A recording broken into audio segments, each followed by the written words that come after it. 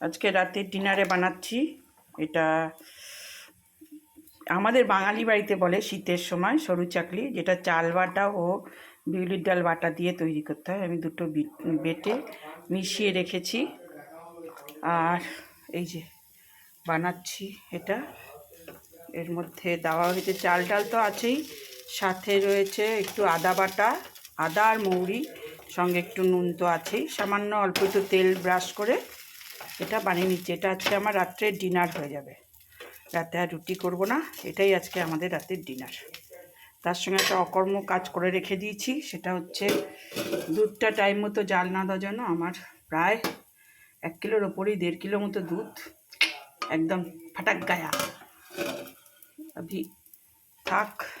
এটাকে পরে ব্যবস্থা করব, ছানাটাকে বের করে কিছু একটা ব্যবস্থা করতে হবে, সে দেখা যাবে। ছানা যে কোনোভাবেই ঠিক হয়ে যাবে। চলো, আমার এটা একটা বানানো হয়ে গেল। তেল দিয়ে দিয়েছি, সেটাকে এবারে একদম টিস্যু পেপার দিয়ে এটাকে একদম পুড়িয়ে দিচ্ছি পুরো।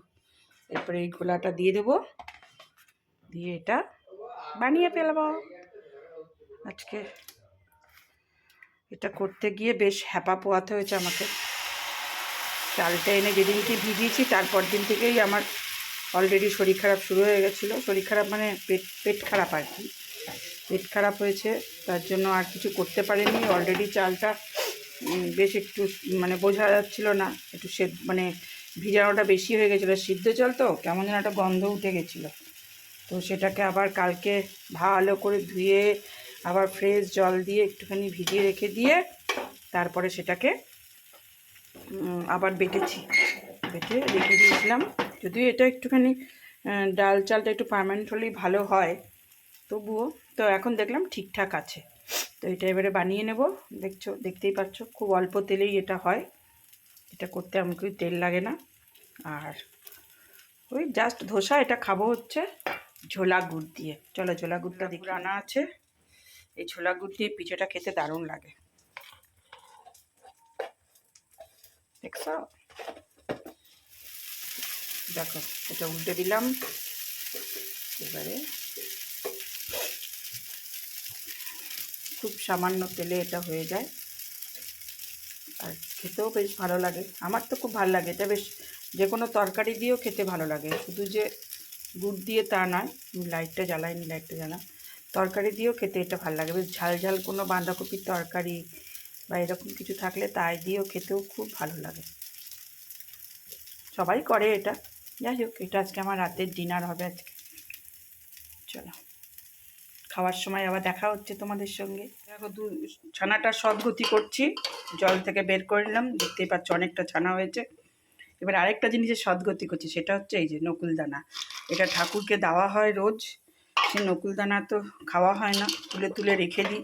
তো কী করবো, ভেবেছিলাম চিনি দিয়েই করব, তো দেখলাম নকুলদানা অনেকটা হয়ে গেছে। তো সেগুলো দিয়েই এটার এখন সদগতি করব। এটা মিষ্টি মিষ্টিও হয়ে যাবে, এটা আমার রুটি দিয়ে উঠে যাবে রাত্রিবেলায়। ছানা দিয়ে রুটি দিয়ে খেয়ে নেবে সব। কী করবো, দুধটা কেটে গেল, এতটা জাল দিতে ভুলে গেছিলো। সন্ধ্যাবেলা একবার জাল দিয়ে দিলে নষ্ট হতো না দুধটা। আর দুম করে না, ঠান্ডা ঠান্ডা করে চলছিল, কিন্তু দুম করে আবার গরমটা পড়ে গেল, তার জন্য এই অবস্থা হলো। সঙ্গে একটু আমুল দুধ দিয়ে দিলাম।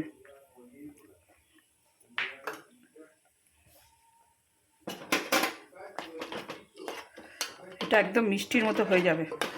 একটু ঘন করে নেবো, ব্যাস। চলো, একটুখানি খেজুরের গুড় দিয়ে দিই, তাহলে বেশ কালারটা চলে আসবে। কেউ দেখে ভয় পেও না, এইটা সুন্দর একটা কালার চলে আসবে। একদম মনে হবে কালাকাঁদ বানাচ্ছি, ঠিক না? এখন মুড় ভালো করে এটা মুড়, জলটা একদম টেনে যাক। দেখো, এদিকে এটাও তৈরি হচ্ছে, এদিকে এটাও আমার তৈরি হোক। দেখো, রেডি হয়ে গেছে এটা। একদম এরকমই রাখবো, তাহলে রুটি দিয়ে বা পরোটা দিয়ে যাই দিয়ে খা, খেতে সুবিধা হবে। যা ঝাপসা হয়ে গেল।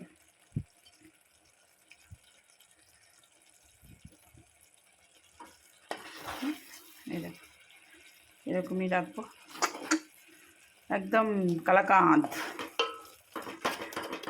কালাকাঁদিতে এগুলোকে বসে বসে কাঠের খুন্তি দিয়ে দিয়ে ওরা কড়াইয়ের গায়ে লাগিয়ে লাগিয়ে এগুলোকে ইয়ে করে।